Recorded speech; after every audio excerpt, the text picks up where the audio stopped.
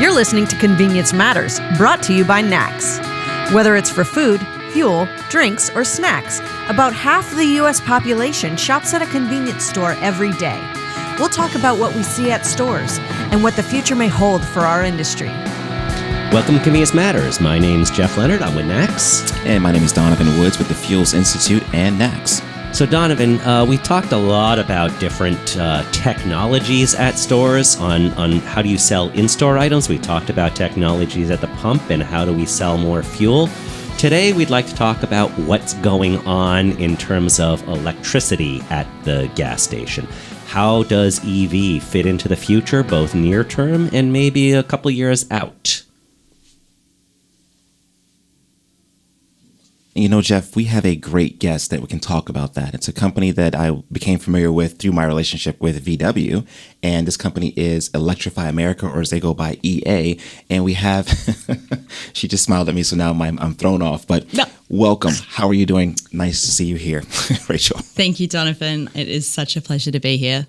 And I have to tell you guys that I actually always did want to have a career in radio, because I wanted to be able to have a show called Mornings with Moses. I don't know the connection. I don't know that this is going to qualify as that. What kind of tunes would Moses play? No, I think it would be talkback. I think it would have to be generic talkback radio. You know what? Somebody else would have to be responsible for the music. It would help our audience if I actually had said your last name is Rachel Moses. Yes, be an awkward that would make sense. Yes. So, Rachel, thank you for being here with EA, Rachel Moses. Rachel, what is EA? Electrify America is a wholly owned subsidiary of the Volkswagen Group of America. We are a $2 billion investment that was born out of Volkswagen Group's settlement with the federal government following the TDI diesel affair. One portion of that consent decree, which is the settlement, Appendix C to be very specific, is this $2 billion investment. We must spend $2 billion on zero-emission vehicle infrastructure over the next 10 years. Gotcha. And we have split that 10-year period into 4 tranches of 30 months, each with roughly a $500 million spend. Although we are an investment, we do have regulatory oversight from both the California Air Resources Board within California and the Environmental Protection Agency for all of the other states. So what is part of this process? You're breaking up into 30-month cycles. Mm-hmm. Is there anything in the coming 30 months that is of particular interest, or any of the what does the cycle look like for over this next brief period? Absolutely. So first cycle, we determined that to make an immediate impact on EV adoption, which is our main objective, we need to build out a national network, national highway network of infrastructure that will enable electric vehicles to traverse the country. Tesla has done this with their proprietary standard, and it has not yet existed for all other EVs. So building that out and then making an investment in high-powered DC fast charging technology in 17 metro cities, as well as a brand-agnostic EV awareness campaign, Interesting. have been the core of the first $500 million spend. There are also 2 other programs that are component to it. There is an investment in level 2 technology, which is the slower charging rate. Typically, it's a bollard or a wall-mounted unit, where it's around a 7.2 kilowatt charge, usually anywhere from 8 to 12 hours, from 0 to 100%, depending on the vehicle size. That is exclusively for workplaces and multi-unit dwellings where you have that dwell time. And then in California, we are also investing in what we call the Green Cities program, where there is a specific investment in e-mobility offerings, including buses and shuttles and car sharing, ride hailing as well. The lion's share of the first cycle is in the infrastructure. So a high-powered DC fast charging network covering the country. And where are these chargers being located? Obviously, convenience stores, there's 122,000 that sell fuel. That would be one possibility, but I know that there's malls, there's restaurants, there's rest stops. What are you looking at in terms of the ideal places to put chargers, and what would they have to do to say, consider me? So it's pretty exciting for us, actually, that we've taken this approach of purpose-placed infrastructure, which surprisingly has never existed in this industry before in such a determined fashion, at least from the non-proprietary perspective. Where there has been grant funding or venture-backed projects that have offered infrastructure to date, it's typically gone to hand raisers, which have often been municipalities or utilities that have offered land that may not offer the type of convenience that a driver wants to be at for upwards of 30 minutes or 15 minutes. So we've taken the approach of focusing on high amenity experiences and high retail experiences. So first, we want to make sure that the infrastructure is going in locations where there's something for people to do at any time of the day, where they want to actually be. When looking at building out this network across the country, we also want to make sure that we are locating the infrastructure in intervals that are appropriate for the range of the vehicles coming to market and are in locations that we are forecasting utilization over the immediate years and then into the 10-year investment. So by doing that, what we did was we looked at highly trafficked corridors across the country and have strategically located what we've called target zones, areas where we must locate our infrastructure. On the highway network linking the country will be no greater than 120 miles between our sites, with an average distance of around 70 miles. And it's worth noting, I probably should have said this before, that our technology is the first of its kind. It is at a much higher charging output and a much higher speed than what has previously existed. So we are launching 350 kilowatt and 150 kilowatt DC fast chargers. This high powered is the term that's referred to there, which means that for the vehicles coming to market in the next few years, namely the Porsche Mission E launching next year and others, they are able to receive this charge at a speed where you can basically go from 0 to 100% in 12 to 15 minutes. That's awesome. At which point you're comparable to petrol. Right. So we're looking at being able to not only serve the vehicles that are on the road today, all of our infrastructure will be backwards compatible to charge those vehicles which are capable of receiving the 50 kilowatt charge, but also those that are coming to the market in the future. Yeah, Donovan, that really is a game changer when you're looking at a 15-minute charge, because you think in our industry, and you were talking about the average fill-up is 3 to 4 minutes. The average time spent inside the store is 3 to 4 minutes. So you add those two together, you're at 8 minutes. Now, let's just say you get a sandwich or something like that. You slow down a little bit more, fill up, walk around inside, get a sandwich, wait for that. That whole thing is probably 12 minutes, maybe even a little bit more. And so not only comparable, it might even be faster. And that really should stand out as something that might be of interest to our channel, particularly as we get more into food.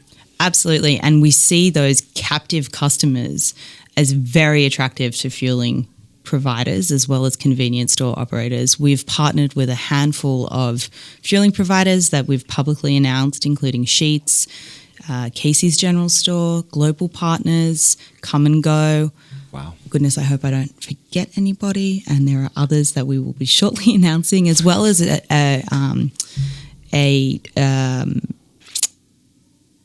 you also went with several retailers, right? I remember earlier this year, big names. That's when I kind of thought we need to have you on this because was it Walmart and Target? And then we also have a handful of the real estate investment trusts who are owners and operators of the malls. And we are, in their minds, they have these captive customers who they know not only do they have to offer this amenity to, but they also see an opportunity where whilst they are in the store, they have the ability to capture them for additional minutes and potentially make more sales. And that, to me, is something that any retailer will be interested in, not only just having them there for one reason, but going in and a little bit higher margin in the store and get more time to brand other products as well. Now, I know you mentioned something that actually I was unaware of. I didn't know you could actually backward compatible to the other older vehicles. I think that's also a game changer, because you don't have to have a specific type of outlet that will fit, and you can keep your car a little longer, not having to change it all the time. Now, with so many new models coming on board, how much do you guys work with other OEMs or other auto manufacturers when it comes to making those plans? I'm so glad you asked that question. It's part of our mandate in the way that Electrify America must exist under this settlement, that we are brand agnostic. We serve all electric vehicles. And that is not only at the level of our infrastructure, where we are providing the two standards of charging cables that exist in the market today, and the vehicles that receive 50 kilowatts are able to use that future compatible infrastructure. But it is also in our future approach in making sure we are in step with the technology developments that all automotive manufacturers are making over the next few years, and that we are serving all brands. We are to serve all automotive manufacturers, not just those of the Volkswagen Group brands. Yeah, it almost seems like it's the fueling version of what happened with our highways 60 years ago, where we previously, up until the mid-50s, we didn't have a highway system, and we things were just cobbled together. You got from city to city, go figure it out. Here's a map. Or go in the gas station and ask for directions. And then there was a highway system, and it was organized, and it was planned, and it was thought out. And it's almost a similar thing that you're putting together here, where it's, okay, we want to show people how they can get around with an electric vehicle, where it's not going to be figure it out on your own. Yeah. And it's very thoughtful. And yes, California is leading the way. They also have 12% of the population. But this will move it forward. I assume you're looking at corridors like I-70 and I-80. So how do you go through some of those less populated areas and you get that fuel? You mentioned Casey's and Come and Go, and they're certainly in some smaller communities. So it feels like there's a real back to the 1950s and looking at something very big. Yeah, absolutely. And look, there are certain parts of the country where our bigger partnerships, they either perhaps are not located in those areas, or there are sites that are not technically feasible for us to install at. And in my role in site acquisition and strategy, we are engaging with franchisees and mums and pops, having these dialogues over, you may see low utilization in the initial years.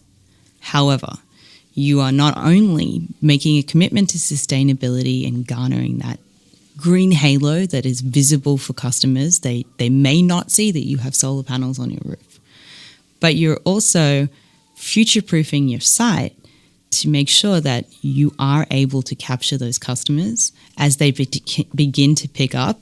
And yes, in certain parts of the country, they are going to be far more opportunistic in terms of the drivers that are passing through on those corridors, rather than the metro chargers, where that, if you are doing your weekly or daily charging in publicly available downtown areas.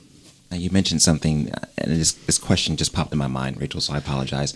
But I always think about the future when I buy something, like how much longer is this going to work? Is this manufacturer going to be around to help me when I want to turn this back in, or whatever the case may be? So I guess that's kind of selfish. But the question is, if a convenience retailer or any retailer or even a city takes the product, installs it, they're in for the long haul, beyond the 10 years, what can they look forward to in terms of upgrading? Sure. How would they continue to make that investment? So I should probably point out, there is no investment required on the part of the site host. That's a big point. Okay. Everybody that we work with, and I apologize for not making that clear. I've undersold this opportunity from the outset.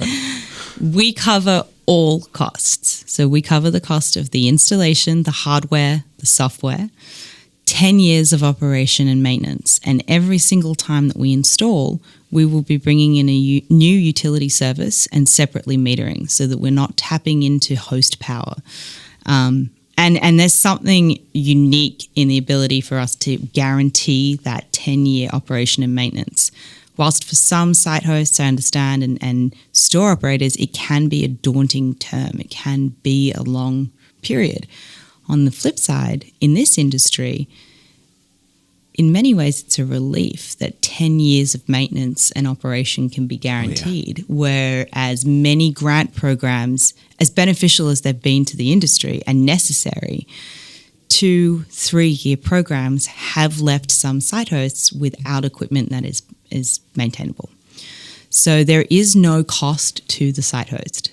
At the end of the 10-year term, looking at, and until that point, it is upon Electrify America to build this industry and to build our customer base, and we must stay in step with the technology developments.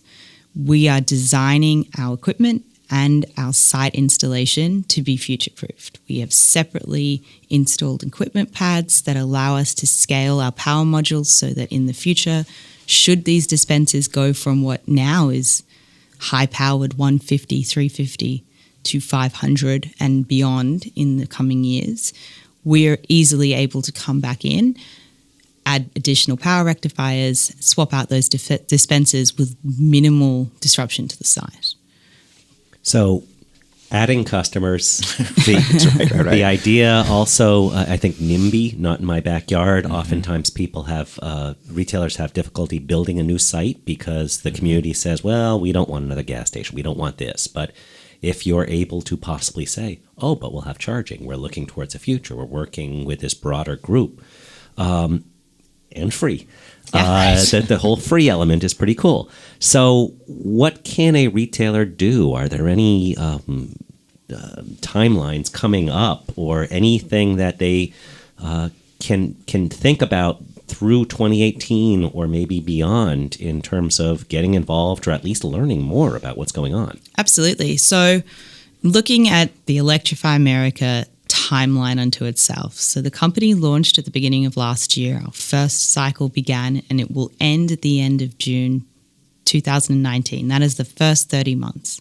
So in the coming months, there are certainly opportunities available to hand raisers, property owners, convenience stores that are interested in hosting this infrastructure. And then as we move beyond July 1st, 2019, we're now into our second $500 million. We go into our third and fourth following that. So they're certainly able to contact me, which I will make my information available to you guys wherever you put it up, and also at our website, www.electrifyamerica.com.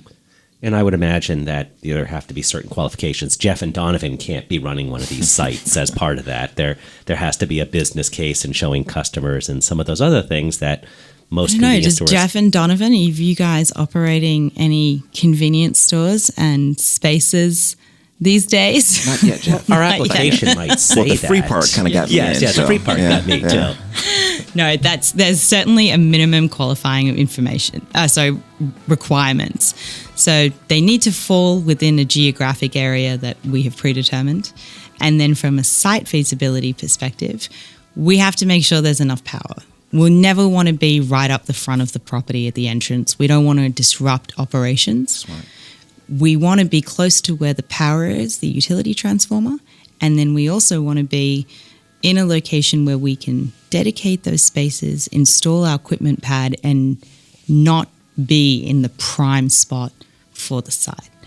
So minimum requirements are within one of our dedicated areas where we forecasted utilization, and then technically feasible in terms of the space and the access to power.